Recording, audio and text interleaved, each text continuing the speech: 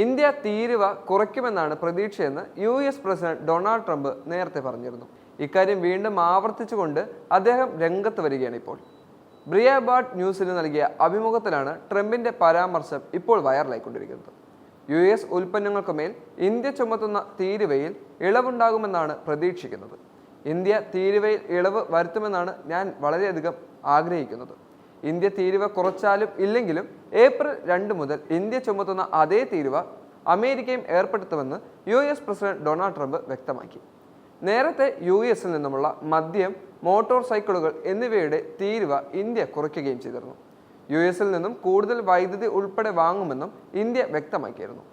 Automobile, കാർഷിക ഉപകരണങ്ങൾ, രാസവസ്തുക്കൾ എന്നിവയുടെ നികുതി കുറയ്ക്കാനും ഇന്ത്യ ഒരുങ്ങുകയാണെന്ന് റിപ്പോർട്ടുകൾ പുറത്തുവരികയും ചെയ്തു.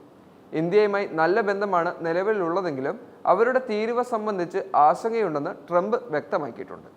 നേരത്തെ ഡൊണാൾഡ് ട്രംപിനെ പുകഴ്ത്തി നരേന്ദ്രമോദി രംഗത്ത് വരികയും ചെയ്തിട്ടുണ്ടായിരുന്നു.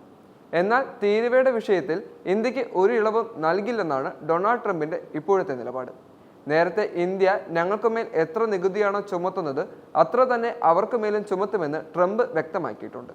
ഞങ്ങളെ മാർക്കറ്റിൽ നിന്ന് മാറ്റാനുള്ള നീക്കങ്ങളുമായി ഇന്ത്യ മുന്നോട്ട് പോയാൽ ഞങ്ങളും അത് തന്നെ ചെയ്യുമെന്ന് ട്രംപ് പറയുകയും ചെയ്തു. അതേസമയം US-ഉമായുള്ള ഇറക്കുമതി തീരുവ വിഷയത്തിലെ തർക്കത്തിൽ സെപ്റ്റംബർ വരെ ഇന്ത്യയുടെ വാണിജ്യ മന്ത്രാലയം സാവകാശം തേടുകയും ചെയ്തു. വിഷയത്തിൽ US-ന് ഒരു ഉറപ്പും നൽകിയിട്ടില്ലെന്നാണ് വാണിജ്യ സെക്രട്ടറി സുനിൽ ബർത്വാൾ വ്യക്തമാക്കിയത്.